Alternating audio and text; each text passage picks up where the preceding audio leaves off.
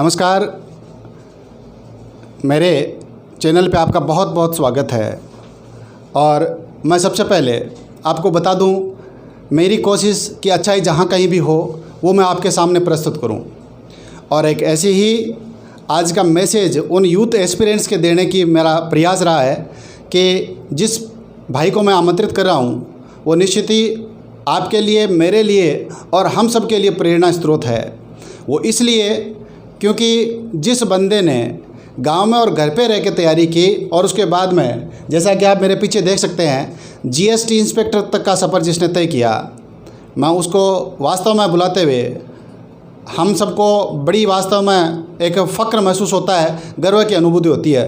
तो मैं बिना किसी देरी के मैं चाहूँगा भाई पारस जो है वो अपने प्लेटफॉर्म पे आए। भाई पारस का बहुत बहुत स्वागत है। धन्यवाद सर। सबसे पहले तो जो आपने मुझे इस मंच पर आमंत्रित किया उसके लिए बहुत बहुत धन्यवाद।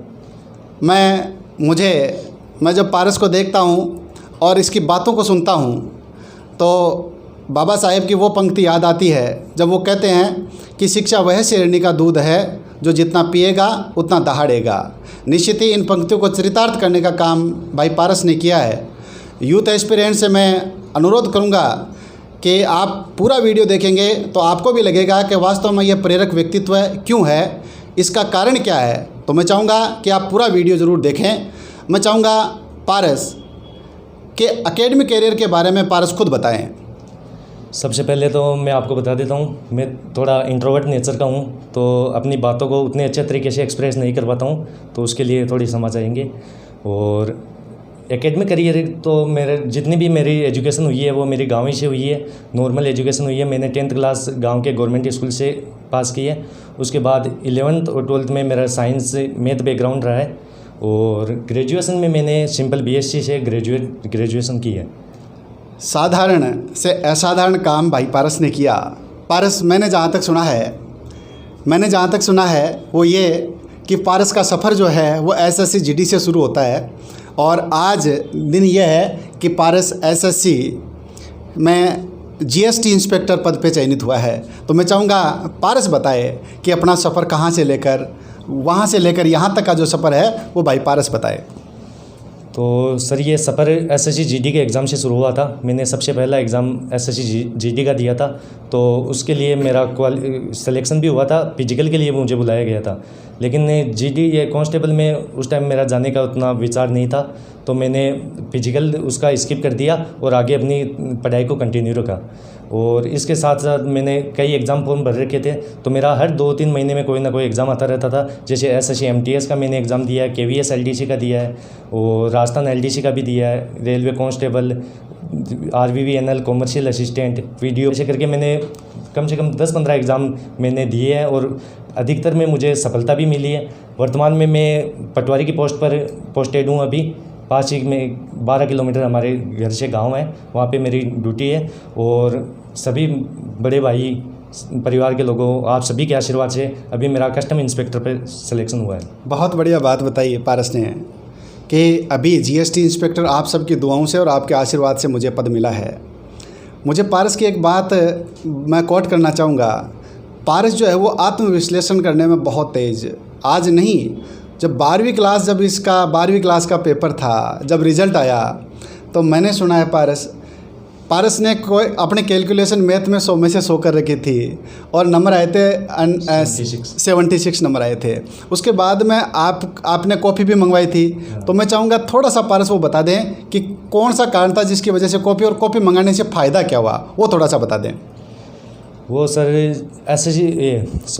सीनियर 12th का एग्ज़ाम था, उसमें मैंने मैथ का पेपर, मेरे मैथ शुरू से ही थोड़ी अच्छी रही है, तो मैथ का तैयारी भी अच्छी करके मैं एग्ज़ाम देने गया था। और जब एग्ज़ाम देकर वापस आए तो मुझे लगा कि भाई पूरा पेपर मैंने एकदम सही किया है, शायद ही कोई एक दो नंबर भी कोई काटे तो किस बात नहीं कटने चाहिए। तो मेरे उम्मीद यही थी कि भाई 100 में से लगभग पूरे नंबर ही आने चाहिए। लेकिन जब एग्ज़ाम मेरा आया, जब रिज़ल्ट आया तो मुझे पता चला मेरे मैथ में 76 नंबर ही थे, जो मेरी एक्सपेक्टेशन के बिल्कुल ही। और मैं तो फिर से कहना चाहूँगा, जिस प्रकार से पारस ने अपनी 12th की कॉपियाँ मंगाई, विश्लेषण किया और ये आने वाले दिनों में इसके लिए ब्रह्मास्त्र भी साबित हुआ। मैं फिर से यूथ एस्पिरेंट्स को कहना चाहूँगा कि निश्चित ही अपने जो पेपर है उनका विश्लेषण करें। इस मामले में मैं चाहूँगा कि पारस का व्यू जो है पारस बताएं। कॉपी मंगाने का तो मेन रीज़न यही था कि मुझे विश्वास नहीं हो रहा था कि मेरे 76 नंबर आए हैं। मुझे लगा कि भाई इतने नंबर किस चीज़ के कटे हैं मेरे नंबर, तो वही था कि पता तो चले कम से कम कि नंबर इतने कम क्यों हुए। बिल्कुल बिल्कुल बिल्कुल बिल्कुल। और ये जो सफ़र था आत्मविश्लेषण का वो आज जीएसटी इंस्पेक्टर पे आके रुका है। मैं पारस से फिर से चाहूँगा, मैंने तो कभी पढ़ा था कि इतिहास में कोई पारस पत्थर भी हुआ था और पारस पत्थर होता था, और कहते हैं कि जो पारस पत्थर जिसको छू लेता था वो सोना बन जाता था। आज जिस प्रकार से मैं 11-12 कंपटीशन एग्ज़ाम की लिस्ट मैंने बना रखी है, पारस लगभग उन एग्ज़ामों में बैठा है और उसको फ़ाइट किया है। और इसीलिए मैं यदि ये बात कहता हूँ तो कहीं कोई अतिशयोक्ति नहीं है कि चित्तावा ग्रामीण अंचल जितनी पारस से प्रेरणा लेता है उतनी शायद ही कोई दूसरे से लेता होगा। और मुझे तो लाइब्रेरी में जितने लड़के आते हैं वो कहते हैं कि सर पारस ऐसा लड़का है जिसने पता नहीं कितनी नौकरियां छोड़ दी। एक तरफ नौकरी मिलती नहीं और एक तरफ बार बार मिलती है, छोड़ दी जाती है, उससे ऊपर की नौकरी प्राप्त कर ली जाती है। मैं चाहूँगा पारस अपना फैमिली बैकग्राउंड बताते हुए इस सफलता का राज क्या है वो भी हमें बता दें। तो सर आपका पहला क्वेश्चन था कि आप फैमिली बैकग्राउंड, तो मैं एक नॉर्मल मिडिल क्लास फैमिली से बिलोंग करता हूँ और मेरे पिताजी मजदूरी किया करते हैं और हम 4 भाई हैं। परिवार को और सभी लोगों का मेरे एजुकेशन में बहुत अच्छा सपोर्ट रहा है। और दूसरा सर आपने पूछा कि सफलता का राज क्या है, तो उसमें यह है कि मेरा बेसिक्स जो है मेरे शुरू से ही बहुत अच्छे रहे हैं, तो मुझे अपने कंपटीशन में उतना स्ट्रगल नहीं करना पड़ा जिससे कि मैं आपको वो टिप्स वगैरह कुछ बता सकूं। लेकिन फिर भी 2-4 पॉइंट है जो मैं आपको बताना चाहता हूं, जो मैंने भी गलतियां की है और जो मेरे साथ के फ्रेंड सर्किल के लोग हैं वो भी अक्सर वो गलतियां कर ही देते हैं। तो सबसे पहली और इम्पोर्टेंट चीज़ है कि कंटिन्यूटी। कंपटीशन के एग्ज़ाम में कंटिन्यूटी का होना बहुत ज़रूरी है। मैंने देखा है कि कई हमारे साथ के फ्रेंड सर्किल के लोग तैयारी करते हैं, किसी एक एग्ज़ाम की बढ़िया तैयारी करते हैं और किसी कारण से वो एग्ज़ाम क्वालिफाई ना हो तो फिर वो अपनी पढ़ाई को वहीं पर छोड़ देते हैं और जब अगला एग्ज़ाम आता है तो उससे 1-2 महीने पहले वो फिर से तैयार होते हैं और फिर उस एग्ज़ाम की तैयारी करने में लगते हैं। तो ये चीज़ बहुत ही मुझे गलत लगती है। अगर हम कंपटीशन की तैयारी कर रहे हैं, अगर हमारा सिलेक्शन भी हो गया है तो भी हमें एक बार के लिए रुकना नहीं चाहिए, हमें दूसरे एग्ज़ाम्स की तैयारी करते रहनी चाहिए। इससे क्या है, एक तो कंटिन्यूटी रहने से हमारी पढ़ाई की हैबिट बनी रहती है और दूसरा अगर अपन गैप दे देते हैं बीच में, पढ़ाई के बीच में गैप दें तो जितना हमने इतने दिनों में पढ़ा होता है वो हमारा जीरो होने लगता है। तो और हमें एक नए सिरे से शुरुआत करनी पड़ती है। इससे अच्छा है कि हम कम पढ़ें लेकिन हर दिन थोड़ा बहुत पढ़ते रहें। दूसरा अगर मैं पॉइंट बताना चाहता हूँ टिप्स के तौर पर, तो वो है कि जितने भी एग्ज़ाम्स हैं मेरा तो ये मानना है कि हर एग्ज़ाम्स के लिए अप्लाई करो। हालांकि हमारा टारगेट कोई हाई हो सकता है लेकिन उस टारगेट से नीचे के एग्ज़ाम्स के लिए भी हमें अप्लाई करना चाहिए और जितना हो सके एग्ज़ाम्स में हमें अपीयर होना चाहिए। क्योंकि मुझे तो लगता है कि जितना एग्ज़ाम की तैयारी करना इंपॉर्टेंट है उतना ही इम्पोर्टेंट है अलग अलग एग्ज़ाम्स में अपीयर होना। क्योंकि एग्ज़ाम्स में अपीयर होने से एक हमें ये कॉन्फिडेंस आता है कि एग्ज़ाम हॉल में किस तरह हमें परफॉर्म करना है। क्योंकि मैंने देखा है कई लोग बढ़िया से तैयारी करते हैं, अच्छे से तैयारी करते हैं, लेकिन उनका एग्ज़ाम हॉल में वो उतना अच्छा परफॉर्म नहीं कर पाते हैं। तो उसका यही कारण होता है कि उन्हें एग्ज़ाम हॉल में किस तरह परफॉर्म करना है ये चीज़ उनको आइडिया नहीं रहता है। और ये चीज़ तभी डेवलप होगी जब हम ज़्यादा से ज़्यादा एग्ज़ाम में अपीयर होंगे। और इसका एक बेनिफिट और भी है कि हमारा टारगेट चाहे हाई लेवल हो लेकिन हमने कोई नीचे का लो लेवल की कोई एग्ज़ाम हमने अगर क्रैक भी कर ली तो उससे हमें एक कॉन्फिडेंस रहता है कि हमारे पास एक जॉब तो है। और उसके बाद दूसरा एग्ज़ाम अगर कोई हम तैयारी भी कर रहे हैं तो उसमें हमारे पास एक अलग कॉन्फिडेंस होता है। और तीसरा पॉइंट मैं बताऊँ, जो कभी भी अपन जब तैयारी करें तो टाइमिंग के हिसाब से नहीं करें। मैं देखता हूँ कई लोग होते हैं जो टाइमिंग का रूटीन बना के रखते हैं कि भाई मुझे एक दिन में 8 घंटे पढ़ना है, 6 घंटे पढ़ना है, कितना भी है वो पढ़ना है। लेकिन मुझे लगता है कि टाइम पर फोकस करने के बजाय हमें अपने सिलेबस पर फोकस करना चाहिए। मैं अपनी बता देता हूँ कि मैं जैसे मेरे तो हर 2-2.5 महीने बाद में कोई ना कोई एग्ज़ाम आता रहता था। तो जैसे मेरे 2.5 महीने बाद में एग्ज़ाम है तो 15 दिन कम करके मैं ऐसे करता था कि भाई 2 महीने में मुझे इतना सिलेबस कवर करना है। तो वो उस हिसाब से मैं कैलकुलेट करके अपने टारगेट को छोटे टुकड़ों में बांट लेता था। फिर एक दिन में मुझे इतना टारगेट पूरा करना है, हर दिन का एक टॉपिक रहता था कि भाई इतने टॉपिक मुझे कवर करने हैं और उनको मैं पूरा करने की कोशिश करता था, जिससे वो टारगेट भी पूरे होते थे और अपना सिलेबस भी कवर होता रहता है। और जो टाइमिंग से पढ़ते हैं उनमें ये प्रॉब्लम होती है कि वो पढ़ते तो है लेकिन उनका फोकस कहीं और रहता है, कहीं मोबाइल में ध्यान चला जाता है या ध्यान कहीं और रहता है, किताब सामने रहती है। तो उसे अपने को लगता भी है कि हमने 4-5 घंटे पढ़ाई की है, लेकिन वो पढ़ाई फिर उतनी फ्रूटफुल नहीं रहती है। इससे अच्छा है कि हम अपने टॉपिक्स पर फोकस करें कि भाई ये टॉपिक मुझे आज के दिन में कवर करना ही है, चाहे मुझे 3 घंटे लगे चाहे 8 घंटे लगे, लेकिन टॉपिक मुझे कवर करने हैं। और इसके साथ में चौथा और आखिरी पॉइंट जो मुझे लगता है बहुत इम्पोर्टेंट भी है कि पढ़ाई के साथ साथ अदर एक्टिविटीज़ में भी जो भी आपको अच्छा लगे उस पर भी ध्यान देना चाहिए। जैसे आपको अगर कोई खेल पसंद है, क्रिकेट, वॉलीबॉल या फिर एक्सरसाइज वगैरह या फिर दोस्तों के साथ घूमना, तो उसको भी अपनी पढ़ाई के साथ कंटिन्यू रखना चाहिए। क्योंकि एक ऐसे केवल पढ़ने से, पढ़ाकू बनने से एक तो हमारी पढ़ाई से थोड़ी बोरिंग होने लगती है फिर वो पढ़ाई, और जो हमारा रूटीन है वो ज़्यादा लंबे समय तक नहीं रह पाता है। और दूसरा, अगर अपन खेल वगैरह में भी इंटरेस्ट रखें तो हमारा माइंड थोड़ा रिलैक्स फील करता है और जो अपन पढ़ते हैं वो ज़्यादा समय के लिए याद रहता है।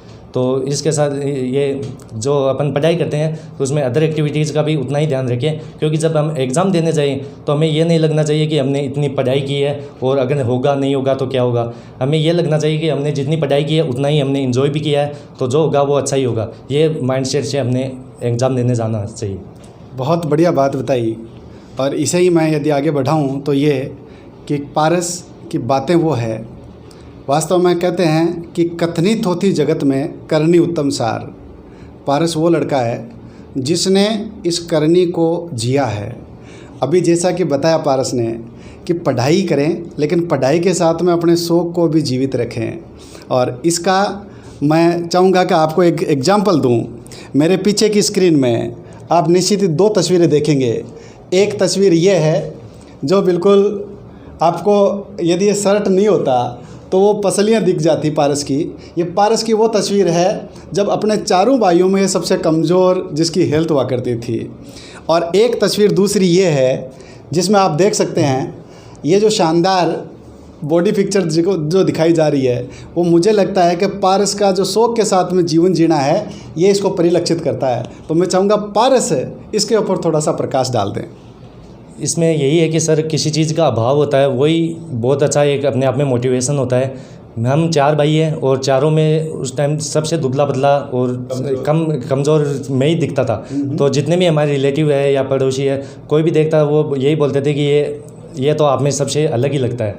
तो ये सब चीज़ें सुन के मैं थोड़ा परेशान हो गया था और मेरा यही टारगेट था कि भाई अपनी फिजिक अच्छी करनी है, कब मेरी हाइट एकदम बढ़िया नॉर्मल हो जाए, मेरी एज हो जाए कि मैं जिम स्टार्ट कर सकूं। तो जितना मेरा ये फोकस था कि कोई जॉब लगना है, उतना ही मेरा यही फोकस था कि मुझे बॉडी भी बनानी है। तो जैसे ही मेरे 12th हुए और मेरी एज ठीक ठाक हुई तो मैंने जिम वगैरह ये स्टार्ट कर दी। और यही था कि लेकिन मैं जो भी करता था, पढ़ाई के टाइम में पढ़ाई करता था और जिम करता था, तो मेरा पूरा फोकस जिम पर रहता था। तो जो भी काम करो वो पूरी लगन से करो, बस यही है। निश्चित ही पारस से सीखे, पढ़ाई के समय पढ़ाई और शौक़ के समय शौक़।